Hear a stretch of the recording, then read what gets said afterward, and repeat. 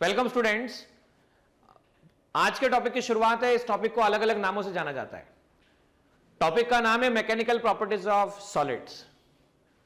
इसे कई जगह पर कई किताबों में से इलास्टिसिटी के नाम से जाना जाता है। इस टॉपिक में हम किस बारे में बात कर रहे होते हैं, तो इस टॉपिक का बैकग्राउंड ऐसा है। देखो, जब आप छत की डिजाइन करते हो, कॉलम्स बनाते हो, पिलर्स बनाते हो, तो कौन सा कॉलम कितना लोड बियर करेगा, कौन सा पिलर कितना लोड बियर कर सकता है। आरसीसी कंक्रीट की जब छत बना रहे होते हो, तब बनाते समय कौन सा सरिया कितने एमएम का लेना है, किस स्ट्रेंथ का लेना है, कौन सा सीमेंट यूज करना है, कौन सा मटेरियल यूज करना है, ये बातें हमारे मन में क्वेश्चन आता ही आता है। देखो, जब क्रेन का वर्क देखा होगा आपने। क्रेन क्या करता है? बोले सर, एक वायर रहता है, वायर की मदद से किसी को उठाने के लिए काम करता है। तो वो वायर कितनी थिकनेस का बनाया जाए, कितना मोटा बनाया जाए, ये जो चीजें डिजाइनिंग के समय ध्यान रखी जाती है, वो इस टॉपिक की कंसेप्चुअल क्लैरिटी के बाद में और बेहतर होती है। मतलब इस टॉपिक से ऑलमोस्ट हर वो पार्ट जो कंस्ट्रक्शन डिजाइनिंग पार्ट में हो रहा होता है, वहां पर इसका एप्लीकेशन है। डैम बनाते समय इसका एप्लीकेशन है, पिलर्स की डिजाइनिंग में एप्लीकेशन है, बीम्स की डिजाइनिंग में एप्लीकेशन है। लोड जहां पे भी बियर करने की बात आती है, मैक्सिमम लोड कितना बियर किया जा सकता है किसी भी जगह पर, वहां पर इसकी जरूरत है। तो इस टॉपिक की शुरुआत ऐसी है, या इस टॉपिक में हम पूरा क्या कवर करेंगे आज। तो इस टॉपिक में हम कवर करेंगे कि हम किस तरह से सॉलिड जो होते हैं उनका बिहेवियर, इलास्टिक बिहेवियर किस तरह से समझा जाता है, कि उनका आखिर बॉन्डिंग किस तरह से होगा और किन कंडीशन पे वो बॉन्ड टूटेगा, ये सब हम बात करेंगे। आगे चल के आप और हम स्ट्रेस और स्ट्रेन के बारे में सीखेंगे, क्या स्ट्रेस होता है, क्या स्ट्रेन होता है, कितने टाइप का होता है। उसके बाद हम नेक्स्ट टॉपिक पे हम वर्कआउट करेंगे, that will be Hooke's law. Hooke's law की मदद से एक इंपॉर्टेंट टर्म इंट्रोड्यूस करेंगे, that will be modulus of elasticity. Modulus of elasticity के डिफरेंट टाइप्स और इसके एप्लीकेशन देखने के बाद हम बात करेंगे स्ट्रेन एनर्जी पर। स्ट्रेन एनर्जी मतलब किसी वायर को खींचने पर, या किसी भी वायर के प्लेस पे कोई भी स्ट्रिंग हो सकती है, कोई रॉड हो सकती है, तो खींचने के बाद में जो हम खींचते समय जो ताकत लगाते हैं, फोर्स लगाते हैं, वो जाती कहां पर है, डिसअपीयर होती कहां पर है, उसके बारे में चर्चा करेंगे। और लास्ट वो टॉपिक होगा जिस टॉपिक से कई बार बोर्ड्स में क्वेश्चन पूछे जा चुके हैं और उसके इंपॉर्टेंट एप्लीकेशंस लाइफ में है, that is stress versus strain curve. तो बच्चों, सबसे पहले इंट्रोडक्शन के बारे में बात की जाए कि अगर यह बोला जाए कि कोई भी सॉलिड मटेरियल जो बना हुआ होता है, कोई भी सॉलिड मटेरियल है ना, तो सॉलिड मटेरियल का फॉर्मेशन आखिर होता कैसे, how does it material form. तो आपने और हमने सीखा था जब हम बेसिक्स क्लासेस में थे, 11th का स्टार्टिंग भी हुआ था, जब आपने केमिस्ट्री में स्ट्रक्चर ऑफ एटम भी सीखा हो, या 9th क्लास में भी सीखा हो, तो आप जानते हैं कि दुनिया का हर सब्सटेंस उसके स्मॉलेस्ट पार्ट को अगर देखा जाए तो एटम बताया जाता था, शुरुआत में बताया जाता था। और एटम के बाद में भी जब हमने और स्टडी किया तो और समझा कि central part of atom that was nucleus, और उसके आसपास जो रिवॉल्व होगा दैट विल बी इलेक्ट्रॉन। तो ये न्यूक्लियस में रिवॉल्व होने वाले इलेक्ट्रॉन्स। आप और हम ये बात जानते हैं कि न्यूक्लियस में प्रोटॉन और न्यूट्रॉन होते हैं और उसके आसपास इलेक्ट्रॉन रिवॉल्व कर रहे होते हैं। तो न्यूक्लियस में प्रोटॉन और न्यूट्रॉन के बीच में जो फोर्स रिस्पॉन्सिबल होते हैं, that those are the nuclear forces. ठीक है, those are the which forces, nuclear forces. Okay students, अब क्या है, जो इलेक्ट्रॉन आसपास रिवॉल्व कर रहे हैं, तो किसी भी सॉलिड के कंस्ट्रक्शन में, किसी भी एटम के कंस्ट्रक्शन में, या एटम के बॉन्ड्स बनाने में, एटम के इंटरेक्शन में, एक एटम के दूसरे एटम के इंटरेक्शन में जो इन्वॉल्वमेंट होता है, वो इन्वॉल्वमेंट हो रहा होता है इलेक्ट्रॉन्स का। वो इन्वॉल्वमेंट किसका हो रहा होता है, इलेक्ट्रॉन्स का इन्वॉल्वमेंट हो रहा होता है। बराबर है स्टूडेंट्स। तो यहां जब भी बात आए कि सॉलिड कोई कंस्ट्रक्ट हो रहा है, एटम आपस में आ रहे हैं, ज्वाइन हो रहे हैं, तो वहां पर इलेक्ट्रोमैग्नेटिक फोर्स की बात की जा रही होती है। जहां इलेक्ट्रॉन के इंटरेक्शन की न्यूक्लियस के साथ में, जहां इलेक्ट्रॉन के इंटरेक्शन की इलेक्ट्रॉन के साथ में बात होती है, तो वहां पर इलेक्ट्रोमैग्नेटिक फोर्स होते हैं। ये इलेक्ट्रोमैग्नेटिक फोर्स रिस्पॉन्सिबल होते हैं एटम के कंबाइन होने के लिए, या एटम्स, एक एटम दूसरे एटम के साथ में एसोसिएट हो रहा होता है, एटम मिलकर बना रहे होते हैं मॉलिक्यूल्स, मॉलिक्यूलर फोर्स। और मॉलिक्यूल्स की मदद से बन रहा होता है कोई भी मैटर या कोई भी मटेरियल। ये बात हमेशा याद रखें बेटा। तो हम बात करें बेसिकली, तो न्यूक्लियस के अंदर न्यूक्लियर फोर्सेस रिस्पॉन्सिबल, इंटरैक्शन के लिए, बॉन्डिंग्स के लिए, कोई भी मटेरियल बनने के लिए, एटम के ज्वाइन होने के लिए electromagnetic force responsible. Atom combine होकर मॉलिक्यूल्स और मॉलिक्यूल्स से आप मैटर के बारे में बात कर रहे होते हैं, कंस्ट्रक्ट हो रहा होता है। तो यहां पर कंस्ट्रक्शन हो गया, ठीक है। कंस्ट्रक्शन होने के बाद में अब हमने क्या किया, हमने ऐसा कहा कि भाई कंस्ट्रक्शन हो चुका है किसी मैटर का, या मान लीजिए स्ट्रिंग के एग्जांपल से मैं समझाता हूं आप लोगों को। मान लो एम मास का ऑब्जेक्ट है, स्ट्रिंग सस्पेंड कर दिया आपने यहां पर, ठीक है। अब क्या हुआ, अब हुआ ऐसा, एग्जांपल से समझना बच्चों, एग्जांपल से सारी डेफिनेशंस क्लियर करते हो जाऊंगा, एक point two point definitions clear होगी आप लोगों की। भाई मान लो ये लेंथ है आपके पास में 2 मीटर का लेंथ है। अब एम मास का ऑब्जेक्ट है, मान लो 10 kg का ऑब्जेक्ट है। तो 10 kg का ऑब्जेक्ट है और ये स्ट्रिंग आपके पास मौजूद है। तो ये 10 kg का ऑब्जेक्ट क्या करेगा, अगर आप इसे कट कर देते तो ये नीचे की तरफ जाके गिरता। अब नीचे जाके गिरता तो डेफिनेटली ये गिरता है जिस कारण से, वो था 10G फोर्स। अब ये 10G फोर्स इसके इस एंड पे लगा, तो इस फोर्स ने क्या किया, तो इस फोर्स ने इसके लेंथ को थोड़ा सा बढ़ा दिया समय के अंदर में, 2.2 मीटर कर दिया। अब समझना, तो लेंथ बढ़ा तो कैसे बढ़ा भाई, ये जो सॉलिड के फॉर्म में स्टेट में अवेलेबल मटेरियल है, बराबर है, जिनका कंस्ट्रक्शन एटॉमिक स्टेट से मॉलिक्यूलर स्टेट और मॉलिक्यूलर स्टेट से मैटर स्टेट की हम बात कर रहे हैं, मैटर पे हम बात कर रहे हैं, नॉट ए स्टेट, है ना। तो यहां पर इनका जो भी बॉन्डिंग्स है वो इलेक्ट्रोमैग्नेटिक बॉन्ड्स है, जो भी इनका एसोसिएशन है, मैटर का एसोसिएशन आपस में जो बॉन्ड है वो इलेक्ट्रोमैग्नेटिक बॉन्ड है। अब आपने जब फोर्स लगाया मतलब क्या किया, खींचा। तो खींचने से क्या हुआ, जब आपने खींचा तो खींचने से क्या हुआ, तो खींचने से एक्सटेंशन हुआ, खींचने से लेंथ में इंक्रीमेंट हुआ, बराबर है। तो हमने लगाया फोर्स, हमने लगाया या ग्रेविटेशनल पुल लगा, उससे क्या हुआ, एक्सटेंशन हुआ। अब हमने क्या किया, इस फोर्स को हटा दिया, फिर से हमने इस फोर्स को हटा दिया। तो आप क्या ऑब्जर्व करते हो, आप ऑब्जर्व करते हो कई बार ऐसा होता है कि लंबे समय के बाद ये 2.2 घटकर 2.1 और 2.1 घटकर 2.0 वापस से वही हो जाता है, और जब ऐसा होता है तो ये किस कारण होता है, ये आप सोचिए थोड़ा सा। हमने फिर से कहा, क्या सोचा, क्या कहा, हमने कहा वायर का नेचुरल लेंथ 2 मीटर था, हमने क्या किया, 10 kg का ब्लॉक सस्पेंड किया। ब्लॉक ने क्या किया, ब्लॉक ने फोर्स लगाया। फोर्स कितना लगा, तो ग्रेविटेशनल पुल लगा। 10G से क्या हुआ, एक्सटेंशन हुआ। थोड़े समय के बाद ऑब्जर्व हुआ, क्या हुआ, 2.2 मीटर हो गया। 2.2 मीटर हुआ। अब आपने क्या किया, ब्लॉक हटा दिया। ब्लॉक हटाने के बाद क्या हुआ, लंबे समय के बाद ऐसा हुआ कि वापस से लेंथ 2 मीटर हो गया। तो इसने किया क्या हुआ यहां पर, बताओ। यहां पर हुआ, हमने जब एक्सटर्नल फोर्स को रिमूव कर लिया तो इसने अपने वापस सेम नेचुरल स्टेट को अचीव कर लिया। तो क्वेश्चन ये आता है कि ऐसा क्यों होता है कि अपने नेचुरल स्टेट को अचीव करता है, बराबर है। सेकंड थिंग ये आता है कि ये भी हो सकता था, कुछ मटेरियल ऐसे भी होते हैं जिसमें ये स्टेट वापस से अचीव नहीं हुई, 2.1 मीटर हो गया, बाकी वापस से अचीव नहीं हो पाया।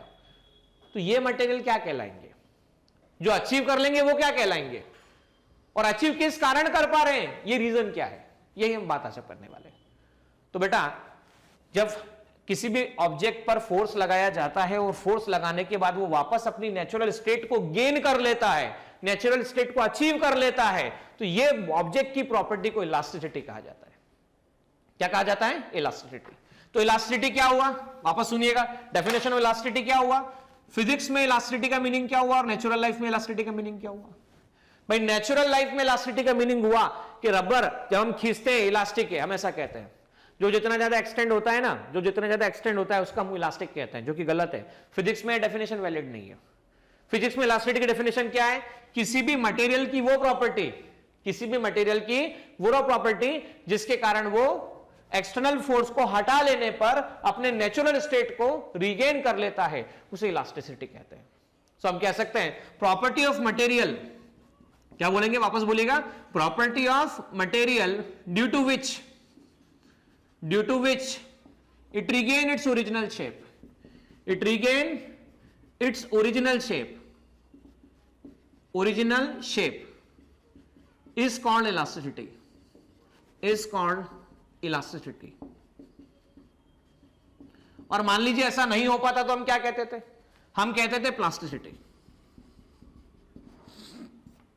Property of material due to which it do not regain its original shape is called plasticity.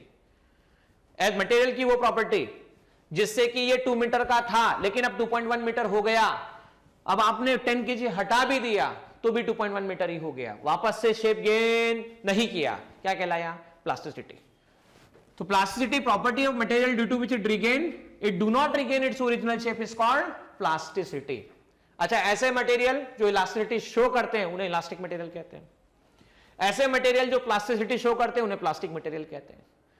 अच्छा, आइडियल इलास्टिक मटेरियल क्या होते हैं, ऐसे मटेरियल जो कंप्लीट शेप गेन कर लेते हैं वो आइडियल इलास्टिक मटेरियल कहलाते हैं। अच्छा, परफेक्ट प्लास्टिक मटेरियल क्या होते हैं, perfect elastic material, perfect plastic material ऐसे मटेरियल जिनको फोर्स लगाने पर वो अपनी नेचुरल स्टेट कभी भी अचीव नहीं कर पाते, थोड़ा भी चेंज नहीं होता और वापस से अचीव नहीं कर पाते, उन्हें क्या कहा जाता है, उन्हें आइडियल प्लास्टिक मटेरियल या परफेक्ट प्लास्टिक मटेरियल कहा जाता है। अब देखो, आपने ये फोर्स लगाया था, है ना, आपने क्या लगाया था, फोर्स लगाया था। इस फोर्स ने क्या किया था, सर बोले इस फोर्स ने लेंथ को चेंज कर दिया था। तो ऐसे लेंथ को चेंज कर दिया था, लेंथ चेंज हो गया मतलब डिफॉर्मेशन हो गया, शेप चेंज हो गया, डिफॉर्मेशन हो गया, साइज चेंज हो गया, डिफॉर्मेशन हो गया, वॉल्यूम चेंज हो गया, डिफॉर्मेशन हो गया। तो डिफॉर्मेशन का मतलब क्या, जब ऑब्जेक्ट पर कोई भी फोर्स लगाने पर उसकी नेचुरल स्टेट से अदर स्टेट में वो चला जाए, डिफॉर्मेशन कहलाएगा। उसकी प्रेजेंट स्टेट से कोई भी अदर स्टेट में वो ट्रांसफॉर्म हो जाए, डिफॉर्मेशन कहलाएगा। और ऐसा जो करेगा उस फोर्स को हम कौन सा फोर्स कहेंगे, तो हम उस फोर्स को डिफॉर्मिंग फोर्स कहेंगे। स्टूडेंट्स, कौन सा फोर्स नाम देंगे, वापस सुनिएगा स्टूडेंट्स, इस फोर्स को डिफॉर्मिंग फोर्स नाम दिया जाएगा, ये ध्यान रखिएगा स्टूडेंट्स। तो डिफॉर्मेशन वो प्रोसेस जिसमें कि ऑब्जेक्ट का स्टेट बदल जाता है, ऑब्जेक्ट के अंदर इलास्टिकली चेंजेस आ जाते हैं, बॉन्डिंग्स के चेंजेस आ जा सकते हैं, डिफॉर्मेशन कहलाएगा, जिसमें शेप चेंज हो सकता है, साइज चेंज हो सकता है, वॉल्यूम चेंज हो सकता है। जो फोर्स ऐसा करेगा उस फोर्स को कौन सा फोर्स नाम दिया जाएगा, डिफॉर्मिंग फोर्स नाम दिया जाएगा। परफेक्ट इलास्टिक बॉडी का मतलब क्या, जो कंप्लीट शेप गेन करेगा। परफेक्ट प्लास्टिक बॉडी का मतलब क्या, जो कुछ भी ओरिजिनल शेप गेन करने की टेंडेंसी शो नहीं करेगा। जैसे देखिए, प्लास्टिक मटेरियल को आप जानते हैं, आपने सुना भी होगा, प्लास्टिक मटेरियल मतलब वो मत समझिएगा जो आप समझते हैं नॉर्मली प्लास्टिक। यहां प्लास्टिक मटेरियल का मतलब ग्लास समझ लीजिए, क्ले समझ लीजिए, डफ समझ लीजिए, ग्लास, क्ले, डफ, ये पुट्टी, इसे भी प्लास्टिक मटेरियल कहा जाता है। पुट्टी को लगभग आइडियल प्लास्टिक मटेरियल कहा जाता है। परफेक्ट प्लास्टिक मटेरियल की कैटेगरी में फॉल होने वाला पुट्टी है। जबकि आप बात करें इलास्टिसिटी में तो ऑलमोस्ट मटेरियल आप स्टील देख सकते हैं इलास्टिक है। आपके मन में कई बार एक क्वेश्चन आएगा बेटा कि रबर और स्टील में ज्यादा इलास्टिक कौन है, तो आपको जानकर हैरानी होगी, हम रबर को ज्यादा स्टील कहते हैं, लेकिन प्रैक्टिकली वो उस फिजिक्स की डेफिनेशन को फॉलो नहीं करता। रबर को खींचो, छोड़ दो, वापस गेन कर लेगा, बराबर, खींचकर और खींचो, ज्यादा खींचोगे टूट जाएगा, बराबर है। लेकिन इलास्टिक पे उसी टाइम, उसी इलास्टिक पर, मतलब जैसे स्टील का मटेरियल ले लो, अब स्टील का एक वायर सस्पेंड कर दो, रबर का एक वायर सस्पेंड कर दो, स्टील का वायर सस्पेंड कर दो, रबर का वायर सस्पेंड कर दो। जब स्टील का वायर सस्पेंड होगा उस पर मास सस्पेंड करो, हिंज कर दो, मास सस्पेंड करो, रबर पर मास सस्पेंड कर दो। अब क्या होने दो, अब दोनों की लेंथ चेंज होने दो, अब दोनों से मास हटा लो। तो ये पाया गया है, प्रैक्टिकली ये देखा गया है कि सेम लोड के लिए जो वापस अपना ओरिजिनल शेप ज्यादा गेन करता है वो स्टील है, ना कि रबर है। रबर में ट्रांसफॉर्मेशन आ जाते हैं, बदलाव आते हैं, वो हम आगे भी चर्चा करेंगे। तो हमने इलास्टिसिटी पढ़ा, प्लास्टिसिटी से पढ़ा, डिफॉर्मेशन पढ़ा। आपको कई बार एक और डेफिनेशन पढ़ने को मिलेगी जिसे कहा जाता है perfectly rigid body. Perfectly rigid body, ये परफेक्टली रिजिड बॉडी क्या होती है, या रिजिड बॉडी क्या होती है? ऐसी बॉडी जिस पर फोर्स लगाने पर उसका शेप और साइज में कोई बदलाव नहीं होता, उसे हम रिजिड बॉडी कहते हैं। ऐसी बॉडी जिस पर डिफॉर्मेशन फोर्स अप्लाई करने पर ना तो उसका शेप बदलता है ना उसका साइज बदलता है, उसे क्या कहा जाता है? उसे कहा जाता है रिजिड बॉडी। और अगर परफेक्टली रिजिड बॉडी कह दिया जाए, इसका मतलब परफेक्टली का मतलब बिल्कुल भी शेप और बिल्कुल भी साइज चेंज नहीं होने वाला। और हम ये कह सकते हैं, मान लो ये बॉडी, ये पॉइंट ए और ये पॉइंट बी है, उनके बीच का ये सेपरेशन है। आपने कितना भी फोर्स लगाया तो इन दो पॉइंट के बीच का रिलेटिव सेपरेशन चेंज नहीं होता। मतलब समय के साथ में कितना भी फोर्स लगाओ, ये दो पॉइंट के बीच का रिलेटिव सेपरेशन चेंज नहीं होता। तो परफेक्टली रिजिड बॉडी में कभी भी दो पॉइंट के बीच का रिलेटिव सेपरेशन चेंज नहीं होता। नाउ क्वेश्चन ये था जो मैंने आपसे पूछा भी था, ऐसा क्यों होता है कि वापस से ये अपने शेप को रीगेन करता है, वापस से अपने शेप को रीगेन कर लेता है, ऐसा क्यों होता है, क्या कारण होता है? इसे समझाने के पीछे एक मॉडल बताया जाता है, जिस मॉडल का नाम है spring model. This model is explain on the basis of spring model. ठीक है, स्प्रिंग मॉडल में क्या समझाया गया समझना बच्चों। मान लो आपके पास में ये स्ट्रक्चर इस तरह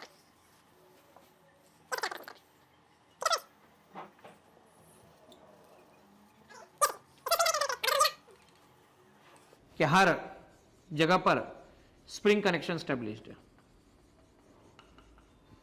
ठीक है, हर एक एटम दूसरे एटम से स्प्रिंग से कनेक्टेड है, ऐसा समझ के चलिए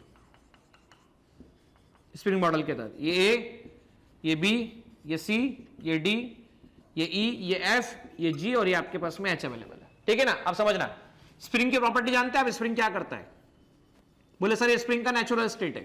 ठीक है, अब आप क्या कीजिए, सर आप इस स्प्रिंग को खींचिए, इसकी नेचुरल स्टेट से फोर्स लगाइए, इसमें एक्सटेंशन होगा। सर मैंने बोला बिल्कुल होगा बेटा, एक्सटेंशन होगा ही होगा। एक्सटेंशन हुआ, वापस छोड़ दीजिए सर। तो अब मैं पूछता हूं आपसे बेटा, जब एक्सटेंशन होगा तो स्प्रिंग फोर्स कहां की तरफ डेवलप होगा? बताओ कहां की तरफ डेवलप होगा? ये तो हो गया एक्सटर्नल फोर्स। जब आप छोड़ोगे तो डेफिनेटली इस तरफ स्प्रिंग फोर्स लग रहा होगा। तो हमने एक्सटेंशन करना चाहा, इस तरफ स्प्रिंग फोर्स लगा अपोजिट डायरेक्शन में। अब इसका उल्टा, नेचुरल स्टेट से आप क्या करो, इस नेचुरल स्टेट से एक्स कंप्रेस कर दो, एक्सटर्नल फोर्स लगा दो। अब एक्सटर्नल फोर्स लगा के जैसे आप छोड़ोगे तो वापस से बताइएगा स्प्रिंग का क्या हाल होगा? तो स्प्रिंग इस तरफ जाएगा, स्प्रिंग फोर्स इस तरफ लगेगा। तो आपने किया कंप्रेशन लेकिन स्प्रिंग चाहता है एक्सटेंशन, आपने किया एक्सटेंशन लेकिन स्प्रिंग चाहता है कंप्रेशन। वैसे क्या होगा देखो ध्यान से भाई, आपने कंप्रेस करने की कोशिश की, ए को बी के पास लाने की कोशिश की, बी को पास लाने की कोशिश की, तो ए से भी और बी से भी दोनों पास लाने की कोशिश करो एक्सटर्नली, तो अंदर से स्प्रिंग फोर्स इस तरह से लगेगा। अब इसका उल्टा देखो, खींचने की कोशिश करोगे, क्या कोशिश करोगे? खींचने की कोशिश करोगे। जब खींचने की कोशिश करोगे तो क्या होगा बच्चों बताओ? सर बोले जब खींचने की कोशिश करेंगे तो खींचते समय स्प्रिंग के दोनों फोर्स अपोजिट लग जाएंगे। पर बोले सर एक लेवल तक ही होता है तो उसके बाद नहीं होता है। हाँ ठीक है, हम आगे बात करेंगे, वही हुक्स लॉ में डिस्कशन होगा कि डिस्कशन क्या होगा। तो स्प्रिंग मॉडल के बेस पे समझाया जाता है कि आप क्या कर रहे होते हो, आप जब भी फोर्स लगा रहे होते हो तो आप एक्सटर्नल एजेंट होते हो जो फोर्स लगाते हो। जैसे वायर था, इसका नेचुरल लेंथ 2 मीटर था, हमने जब तक कुछ नहीं किया कुछ भी नहीं हुआ, लेकिन अब क्या हुआ, जैसे ही वायर पर आपने m मास का ऑब्जेक्ट सस्पेंड किया तो इससे क्या हुआ? बोले सर ग्रेविटेशनल पुल लगने लगा mg, और इस mg ने क्या किया, mg ने खींचना चालू किया, तो यहां mg कौन सा फोर्स हो गया? तो यहां mg एक्सटर्नल फोर्स हो गया। अब इस एक्सटर्नल फोर्स ने क्या किया, इस एक्सटर्नल फोर्स ने जो एटम्स, जो मॉलिक्यूल्स आपस में थे उनके बीच के इंटरमॉलिक्यूलर सेपरेशन को बढ़ाना स्टार्ट किया। और जब ये इंटरमॉलिक्यूलर सेपरेशन बढ़ाना स्टार्ट किया, सुनना ध्यान से है ना, तो इंटरमॉलिक्यूलर सेपरेशन बढ़ाने के अगेंस्ट में अपोजिट फोर्स, जैसे आपने एक्सटेंशन करना चाहा तो उसके अगेंस्ट में क्या लग रहा है? Spring force. आपने क्या करना चाहा? एक्सटेंशन करना चाहा तो उसके अगेंस्ट में क्या लग रहा है? स्प्रिंग फोर्स लग रहा है। तो ये स्प्रिंग फोर्स जो मैं समझा रहा हूं इसे समझिएगा इंटरमॉलिक्यूलर फोर्स। तो आप खींचना चाहते हो डाउनवर्ड, तो बोलो इंटरमॉलिक्यूलर रीस्टोरिंग फोर्स। रीस्टोरिंग मतलब जो वापस गेन करना चाहता है पोजीशन, वो कहां लगेगा? तो आपके अप्लाइड फोर्स के ऑपोजिट डायरेक्शन में, अप्लाइड फोर्स से अपोजिट डायरेक्शन में, ध्यान रखिएगा, अप्लाइड फोर्स से अपोजिट डायरेक्शन में, अप्लाइड फोर्स से अपोजिट डायरेक्शन में। क्या यहां तक बात समझ में आई? यहां तक क्लियर है? तो हमने ये बात सीखी कि जब भी हम इलास्टिसिटी की बात कर रहे होते हैं तो उसका जवाबदार फैक्टर होता है उनके इंटरमॉलिक्यूलर रीस्टोरिंग फोर्सेस। कौन से फोर्सेस? Restoring forces. तो आइए अब समझते हैं हम लोग इलास्टिक बिहेवियर ऑफ सॉलिड्स समझने के बाद, जो कि हमारा सेकंड नंबर का टॉपिक है। इस टॉपिक को समझने के साथ साथ अब हम समझेंगे स्ट्रेस और स्ट्रेन के बारे में कि स्ट्रेस क्या होता है और स्ट्रेन क्या होता है। तो देखो बेटा, स्ट्रेस का मतलब वो स्ट्रेस कभी नहीं है जो आप अपने आप में समझते हो। यहाँ स्ट्रेस का मतलब वो स्ट्रेस नहीं है अरे यार मैं बहुत स्ट्रेस में हूं, मेरी लाइफ बहुत स्ट्रेस में है, नहीं, बिल्कुल ये स्ट्रेस नहीं है। यहाँ स्ट्रेस का मतलब क्या है, इसको इस एग्जांपल से समझिए कि मान लीजिए m मास का कोई ऑब्जेक्ट है, इस ऑब्जेक्ट को आपने यहां पे सस्पेंड कर दिया, L लेंथ था इसका इनिशियली, अब क्या हुआ, सस्पेंड होने के कारण लंबे समय के बाद इसका फाइनल लेंथ जो था वो बढ़कर L प्लस स्मॉल एल हो गया, एक्सटेंशन हो गया। इनिशियल लेंथ आपके पास में L था। इस वायर का क्रॉस सेक्शनल एरिया मान लेते हैं A है, तो भाई वायर पर कट कर दिया जाए यहां से पॉइंट पर, तो फोर्स कितना लग रहा था, तो बोले सर फोर्स लग रहा था mg, that is equal to mg। अच्छा ये कौन सा फोर्स था, बोलो एक्सटर्नल फोर्स था या इंटरनल फोर्स था, जवाब दो सभी स्टूडेंट्स, एक्सटर्नल फोर्स था या इंटरनल फोर्स था, बोले सर डेफिनेटली एक्सटर्नल फोर्स था। तो इस एक्सटर्नल फोर्स ने स्प्रिंग मॉडल के हिसाब से क्या किया, ऐसा समझ के चलो कि वायर नहीं है, ऐसा समझ के चलो कि ये स्प्रिंग है। अब आप समझो कि आप एक्सटर्नल फोर्स लगा रहे हो और आप एक्सटर्नल फोर्स लगा के इसे एक्सटेंड कर चुके हो। अब मुझे जवाब देना, मैं एक्सटर्नल फोर्स लगा रहा हूं तो बोलो स्प्रिंग फोर्स कहां लग रहा होगा, बोले सर ऊपर की तरफ लग रहा होगा स्प्रिंग मॉडल के हिसाब से। तो ये जो फोर्स है ये वायर के मटेरियल ने एक्सर्ट किया है, मॉलिक्यूलर लेवल पर एक्सर्ट हुआ है, इंटरनल फोर्स है, इंटरनल फोर्स है, और ये वापस अपनी पोजीशन पे जाना चाहता है। तो ये जो इंटरनल फोर्स है जो अपनी पोजीशन को रिपोजिशन गेन करना चाहता है, इसे इंटरनल रीस्टोरिंग फोर्स कहा जाता है। कौन सा फोर्स कहा जाता है, इंटरनल रीस्टोरिंग फोर्स कहा जाता है। अब समझना स्टूडेंट, मैं मान लीजिए मास आपके पास में कितना था, सर बोले मास 10 किलोग्राम था, मैं बोलता हूं मान लो 1 किलोग्राम था, जी कितना था सर 10 मीटर पर सेकंड स्क्वायर था, तो फोर्स कितना हो गया एक्सटर्नली यहां पर बताना, बोले सर m इंटू जी हो गया, तो मास कितना 1, जी कितना 10, तो फोर्स कितने न्यूटन हुआ 10 न्यूटन हुआ, बोले सर। अच्छा शुरू में जब तक कुछ भी सस्पेंड नहीं था तो बताओ क्या हुआ था, बोले सर एक्सटर्नल फोर्स कुछ भी नहीं था मतलब जीरो था। अब जब मास बढ़ा दिया गया 10 न्यूटन फोर्स कर दिया गया, ये हो गया आपके पास में 10 न्यूटन फोर्स, तो 0 से 10 न्यूटन हुआ ना, कुछ नहीं था से 10 न्यूटन अप्लाई हुआ, तो 0 से 10 न्यूटन इंक्रीज हुआ। तो भाई जब ये फोर्स बड़ा होगा, सोचो ध्यान से, स्प्रिंग फोर्स के बारे में भी देखना ध्यान से। भाई मैंने स्प्रिंग लगाया एक्सटेंशन किया, अब मैंने एक्सटेंशन शुरू कहां से किया 0 से किया, मान लो मैंने 5 सेंटीमीटर एक्सटेंशन किया, तो भाई 0 से 5 सेंटीमीटर खींचने के लिए मैंने फोर्स धीरे धीरे बढ़ाया होगा, बढ़ाया बढ़ा, फिर और बढ़ाया, फिर और बढ़ा, फिर बढ़ाया, फिर बढ़ा, फिर बढ़ाया और बढ़ा, तो भाई 5 सेंटीमीटर खींचने के लिए बढ़ाना पड़ा होगा ना, बोले हाँ सर बढ़ाना पड़ा होगा। तो जब तक एक्सटेंशन बढ़ता जा रहा है तब तक मैं फोर्स लगाता जा रहा हूं, एक लेवल पे मैं रुक गया, मान लो मैं रुक गया, तो उस लेवल पे एक्सटेंशन भी रुक गया। उस लेवल पे कौन रुक गया, बोलो जवाब दो, उस लेवल पे कौन रुक गया, बोले सर एक्सटेंशन भी रुक गया। तो रोका किसने, बोले सर आप लगा रहे थे एक्सटर्नल एजेंट बन के, और इस जगह पर कौन सा लगा, रीस्टोरिंग फोर्स लगा। तो बोलो इस जगह पर एक्सटर्नल फोर्स की वैल्यू किसके इक्वल हुई, बोले सर रीस्टोरिंग फोर्स के इक्वल हुई। तो स्ट्रेस को डिफाइन किया जाता है, वापस सुनना बच्चों, स्ट्रेस को डिफाइन किया जाता है restoring force per unit area. क्या बोला जाता है students, restoring force per unit area. So stress is defined as restoring force per unit area in equilibrium condition. Equilibrium condition में restoring force per unit area को stress आप define करते हैं, ये ध्यान रखिए students. So stress force per unit area, unit की बात चेक करें, यूनिट में हम बात करेंगे तो स्ट्रेस इक्वल टू कितना हो गया, फोर्स कितना है न्यूटन, एरिया कितना है मीटर स्क्वायर। तो stress force per unit area, force कितना है, डायमेंशन कितना होता है फोर्स का, तो आप और हम जानते हैं फोर्स का डायमेंशन m1 L1 T-2 होता है, एरिया का कितना होता है L स्क्वायर होता है। सो m1 L-1 T-2 इसे कहा जा सकता है m1 L-1 T-2, ये स्ट्रेस का डायमेंशन निकल कर आ जाता है आपके पास में। ठीक है स्टूडेंट्स, अब क्या स्ट्रेस और प्रेशर, सर बोले प्रेशर का यूनिट भी वही होता है, तो बोले सर स्ट्रेस और प्रेशर में क्या अंतर होता है। सीधी सी बात है कि प्रेशर जो होता है किसी एक पॉइंट पर, मान लीजिए ये सरफेस है, तो फोर्स जो अप्लाई किया गया सरफेस से परपेंडिकुलर होना चाहिए, पहली बात तो ये होती है। और मान लो लिक्विड में हम किसी पॉइंट की बात करें, तो लिक्विड में पॉइंट पर प्रेशर की डायरेक्शन कितनी हो सकती है, बोलो किसी पॉइंट पर लिक्विड के अंदर प्रेशर की डायरेक्शन कितनी जगह पर फोर्स एक्सर्ट कर सकता है, बोले सर इस पर भी पॉइंट पर इनफाइनाइट डायरेक्शन से फोर्स एक्सर्ट हो सकता है, और ये पॉइंट भी इनफाइनाइट डायरेक्शन में फोर्स एक्सर्ट कर सकता है। तो प्रेशर और लिक्विड में देखो, प्रेशर और स्ट्रेस में डिफरेंस चेक करो। स्ट्रेस में आप जो फोर्स लगा रहे हो, है ना, वो फोर्स क्या कर रहा है? पहला बोले सर वो फोर्स लेंथ चेंज करने में यूज हो रहा है। लेंथ हो सकता है, शेप हो सकता है, साइज हो सकता है, वॉल्यूम हो सकता है, कुछ भी हो सकता है, पर यहां पर लेंथ चेंज करने में यूज हो रहा है।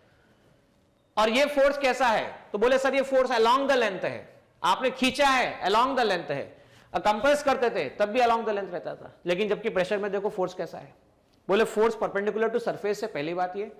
या कह सकते हो किसी पॉइंट में, लिक्विड में किसी पॉइंट पर, कंटेनर में किसी पॉइंट पर, इनफाइनाइट डायरेक्शन में पॉसिबल है सर। तो चलो ठीक है, समझ में आ गई बात कि प्रेशर और इसमें क्या डिफरेंस है। अब स्ट्रेस कितने टाइप का होता है, तो आप ये बात समझो थोड़ा सा। अभी आपने क्या किया? बोले सर हमने अभी इसकी सिचुएशन में क्या किया, देखना ध्यान से। बोले सर हमने एम मास को खींचा, मतलब एक्सटेंशन किया। तो बोले सर फोर्स एक ऐसा हो सकता है जो एक्सटेंशन प्रोड्यूस कर सकता है। अब मैंने कहा मान लीजिए आपके पास में रॉड है, आप दोनों तरफ से रिजिड सपोर्ट से दोनों तरफ से फोर्स लगाना स्टार्ट करो, रॉड को कंप्रेस करो। तो फोर्स का एक इफेक्ट और हो सकता है कि ये कंप्रेशन प्रोड्यूस कर सकता है, फोर्स का एक इफेक्ट है ये एक्सटेंशन प्रोड्यूस कर सकता है। अच्छा, फोर्स का इफेक्ट ऐसा भी हो सकता है, क्या हो सकता है? देखो ध्यान से, चारों तरफ से फोर्स लगाओ तो फोर्स क्या करेगा? वो जानते क्या, जेली क्यूब, उसके बाद में आपने ये भी सुना होगा वो जो फॉर्म यूज किया जाता है, फॉर्म को आप चारों तरफ से फोर्स लगाओ, कंप्रेस होगा। कंप्रेस होकर इसका मान लो सरफेस या एरिया या वॉल्यूम इस तरह से कम हो गया। तो पहले ज्यादा वॉल्यूम था, बाद में कम कर दिया। तो फोर्स क्या कर सकता है? वो लेंथ को बढ़ा सकता है, लेंथ को छोटा कर सकता है। वो क्या कर सकता है? वो वॉल्यूम को छोटा कर सकता है, वॉल्यूम को बढ़ा भी सकता है, वॉल्यूम चेंज कर सकता है। और वो क्या कर सकता है? तो वो सिंपल एग्जांपल इस तरह से भी कर सकता है। ये आपके पास में मान लीजिए बुक है, बुक पर आपने फोर्स लगाया, पहले शेप ऐसा था, अब देखो इसने क्या कर दिया, बोले सर शेप चेंज कर दिया। तो शेप चेंज हुआ, तो फोर्स के इफेक्ट क्या क्या हो सकते हैं? तो फोर्स लेंथ को चेंज कर सकता है, फोर्स वॉल्यूम को चेंज कर सकता है, और फोर्स किसको चेंज कर सकता है? तो बोले फोर्स शेप को चेंज कर सकता है। तो स्ट्रेस तीन तरह के डिफाइन किए जाते हैं, लॉन्गिट्यूडनल स्ट्रेस, वॉल्यूम स्ट्रेस और shearing stress. Longitudinal stress, volume stress और शियरिंग स्ट्रेस। जिस स्ट्रेस में along the change length change की बात आ रही होती है तो हम उसे लॉन्गिट्यूडनल स्ट्रेस कह रहे होते हैं। जिसमें वॉल्यूम चेंज की बात आ रही होती है उसे हम वॉल्यूम स्ट्रेस कह रहे होते हैं। और जिसमें शेप चेंज की बात आ रही होती है उसे क्या कहते हैं? हम उसे क्या कहते हैं बच्चों, बताओ जल्दी से, क्या कहते हैं? तो हम उसे शियरिंग स्ट्रेस कहते हैं। क्या कहते हैं? शियरिंग स्ट्रेस कहते हैं। अब देखो इसी एग्जाम्पल में वापस सुनना, मैंने कहा था कि ये आपके पास में नेचुरल लेंथ एल, एम मास का ऑब्जेक्ट। अब ये लेंथ बढ़ाकर आपने कितनी कर दी? बोले सर ये लेंथ बढ़ाकर हमने L plus small L final length कर दी, ये इनिशियल लेंथ थी। तो मैं आपसे एक बात पूछता हूं, जवाब देना मुझे इस बात का, भाई चेंज इन लेंथ कितना आया? चेंज इन लेंथ कितना आया? बोले सर दो तरह से आया।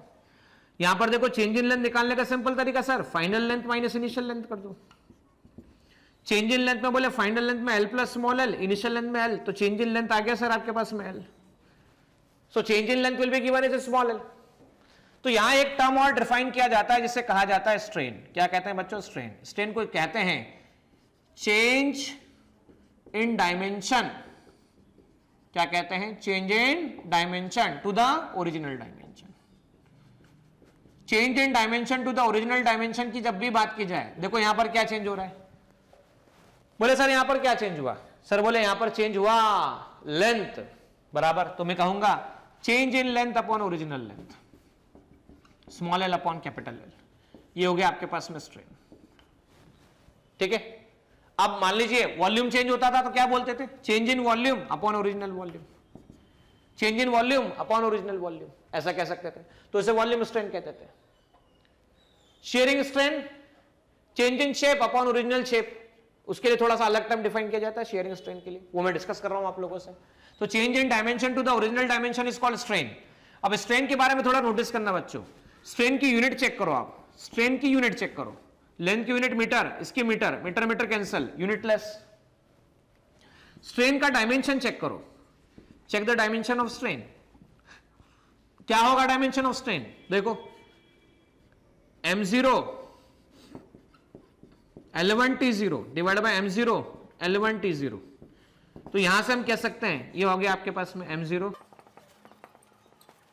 m0 l0 t0 मतलब क्या हुआ, स्ट्रेन एक ऐसी फिजिकल क्वांटिटी है जिसका ना तो यूनिट है ना ही डायमेंशन है. So strain is dimensionless unitless physical quantity. Strain is dimensionless unitless physical quantity. ये बात कभी ना भूलें. चलिए इस केस में हम दोनों बातें लिख लेते हैं, स्ट्रेस भी लिख लेते हैं और स्ट्रेन भी लिख लेते हैं. देखो यहां पर क्या है, स्ट्रेस कितना है, बोले sir force per unit area. Force कितना है mg, एरिया कितना है पाई आर स्क्वायर. सर बोले स्ट्रेन कितना है, तो बोले change in length upon original length small L upon capital L. ये आ गया स्ट्रेस स्ट्रेन. वॉल्यूम के बारे में बात कर लेते हैं. मान लो वॉल्यूम स्ट्रेस की हम बात करें. हमने बात किया कि हमने फोर्स लगाया चारों तरफ से. चारों तरफ से फोर्स लगाने पर फर्क क्या पड़ा, इधर की तरफ से फोर्स, इधर की तरफ से फोर्स, इधर की तरफ से फोर्स. ये वॉल्यूम, ये आपके पास में v माइनस डेल्टा v. ठीक है, v minus change in volume something. तो हम ये कह सकते हैं, मान लीजिए dv कह देता हूं. तो चेंज इन वॉल्यूम कैसे निकालोगे, चेंज इन वॉल्यूम. बोले sir final volume minus initial volume. तो बोलो फाइनल वॉल्यूम कितना है आपके पास में, व्हाट इज फाइनल वॉल्यूम, तो बोले v minus dv. Initial volume कितना है v, तो बोले सर चेंज इन वॉल्यूम कितना आया माइनस dv. अच्छा चेंज इन वॉल्यूम ऐसा क्यों बताया जा रहा है, माइनस क्यों आ रहा है पहले तो बताओ. सर बोले पहले वॉल्यूम बड़ा था अभी वॉल्यूम छोटा हो गया है, तो डिक्रीमेंट आया ना, तो डिक्रीमेंट को माइनस साइन से बता रहे हैं. तो चेंज इन वॉल्यूम को बताया जाएगा माइनस डीवी से. इस बात को ना भूलें, the change in volume is will be minus DV. आइए शेयरिंग वॉल्यूम स्ट्रेस के बारे में बात करते हैं. वॉल्यूम स्ट्रेस के बारे में बात करते हैं. तो आपने जो फोर्स एक्सर्ट किया पर यूनिट एरिया, उसे वॉल्यूम स्ट्रेस कहा जाता है. उसे फोर्स पर यूनिट एरिया, जो वॉल्यूम के बारे में बात कर रहे हैं, उसे प्रेशर भी कहा जा सकता है कि भाई वॉल्यूम के बारे में हम बात कर रहे हैं, है ना. तो फोर्स पर यूनिट एरिया का मैग्नीट्यूड प्रेशर लिखा जा सकता है. तो आइए वॉल्यूम स्ट्रेस हो गया, वॉल्यूम स्ट्रेन की बात करते हैं. तो वॉल्यूम स्ट्रेन में हम कहेंगे change in volume upon original volume. तो चेंज इन वॉल्यूम आ गया minus DV upon original volume आ गया आपके पास minus V, minus DV upon V. ठीक है, तो ये बात हो गई आपके पास में. शेयरिंग स्ट्रेस, शेयरिंग स्ट्रेस एक मिनट रुकिएगा, शेयरिंग नहीं वॉल्यूम स्ट्रेस आ चुका है आपके पास में. स्ट्रेस के बारे में बात कर चुके हैं हम. स्ट्रेस में जो लेंथ को बढ़ा रहा है या लेंथ को कम कर रहा है, दो तरह का स्ट्रेस यहां पर मौजूद है. तो हम इसको एक्सटेंसिव स्ट्रेस भी कह सकते हैं और कंप्रेसिव स्ट्रेस भी कह सकते हैं. लॉन्गिट्यूडनल वर्ड इसलिए यूज किया जाता है, अलोंग द लेंथ की हम बात कर रहे होते हैं. ठीक है ना. तो कंप्रेसिव भी हो सकता है और एक्सटेंसिव भी हो सकता है, तो बात ध्यान रखिएगा. आइए अब हम बात करते हैं शेप चेंज के बारे में. मान लो आपके पास में क्यूब था, ये इस तरह से था. अब आपने क्या किया, आपने उसके टॉप मोस्ट पोजीशन पे फोर्स लगाया. जैसे मैंने अभी बुक का एग्जांपल दिया था आप लोगों को. नीचे के सरफेस को रिजिड रखा, इसको शेप चेंज नहीं होने दिया, ये ऐसा रखा.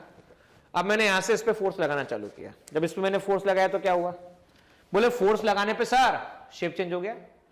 सर बोले फोर्स लगाने पे क्या चेंज हो गया, शेप चेंज हो गया. ठीक है, चेंज हो गया कैसा हुआ देखो ध्यान से. ये ऐसा था, अब ऐसा हो गया. ये तो पहले था ही था, अब हमने इसमें चेंजेस ला दिए. यहां पर आ गया, यहां पर आ गया, ये आगे बढ़ गया, ये आगे बढ़ गया, ये चेंज हो गया आपके पास में. ठीक है ना. तो पहले क्या था चेक करो ध्यान से. पहले एबीसीडी था, इसको मैं ऐसा बना देता हूं, आप थोड़ा देखिएगा ध्यान से इस बात को. तीसरे नंबर का चेंज शेप से कंसर्न है ना. अब क्या हुआ, ये रहा आपके पास.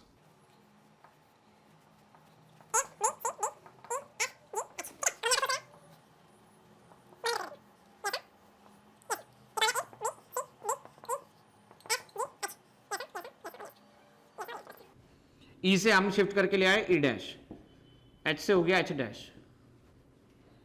एफ से हो गया एफ डैश, जी से हो गया जी डैश. आपने लगाया फोर्स ऐसा, तो फोर्स लगाने से शेप चेंज हो गया. ठीक है ना. सब सेम एंगल से टिल्ट हुए, ये थीटा से, ये थीटा से, ये थीटा से और ये थीटा से. तो ये फोर्स कैसा है बताओ, क्या इसने लेंथ चेंज किया, अलोंग द लेंथ है, बोले नहीं है सर. परपेंडिकुलर टू सरफेस है, बोले नहीं है सर.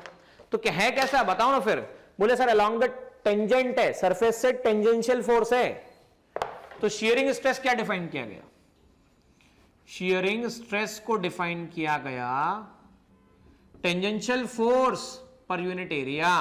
जो शेप को चेंज कर दे, वो फोर्स जो शेप को चेंज करने में काम आए पर यूनिट एरिया. तो शियरिंग स्ट्रेन को क्या डिफाइन किया गया, बोले सर शेयरिंग स्ट्रेन को डिफाइन किया गया, बड़े ध्यान से देखना। बोले सर आप देख पा रहे हो यहाँ पे, मतलब क्या देख पा रहा हूं? बोले सर एक है ए, ये है ई, ये है ई डैश, मतलब हाँ बिल्कुल देख पा रहा हूं, थीटा हो गया। बोले सर ये डी, ये एच, ये एच डैश, ये एच, ये एच डैश, ये आपके पास में डी, ये थीटा। अब यहां पर हो गया आपके पास में, देखो क्या, ये थीटा, ये आपके पास बी, ये आपके पास एफ, ये आपके पास एफ डैश। तो हर जगह पे हो क्या रहा है चेंज? तो ये है फिक्स्ड, देखो पहले ये था फिक्स्ड फिक्स्ड फिक्स्ड फिक्स्ड, तो फिक्स्ड लेयर से डिस्टेंस, और ये देखो चेंज हो रहा है ना, ई से ई डैश हो रहा है, एच से एच डैश हो रहा है, एफ से एफ डैश हो रहा है।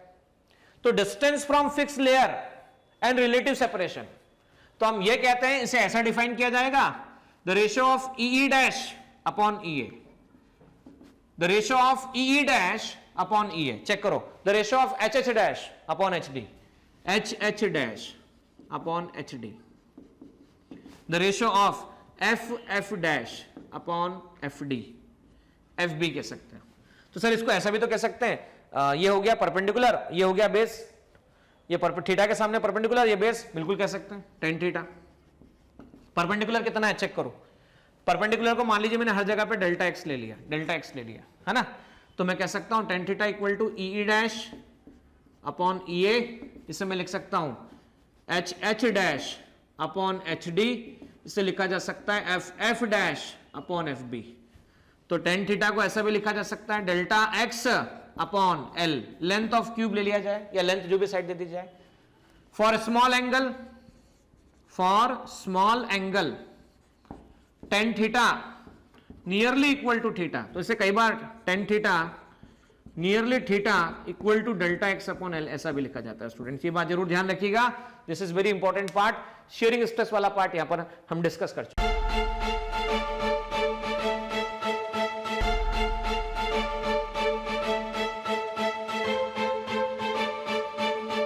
पुरोहित अकॅडमी, मेन ब्रांच प्रभात चौक, एमजे कॉलेज रोड, लोकमान्य हॉस्पिटलच्या बाजूला, जळगाव, आणि पांडे क्लासेस जवळ, बंधन बँके शेजारी, ट्रॅफिक गार्डनच्या समोर, जळगाव।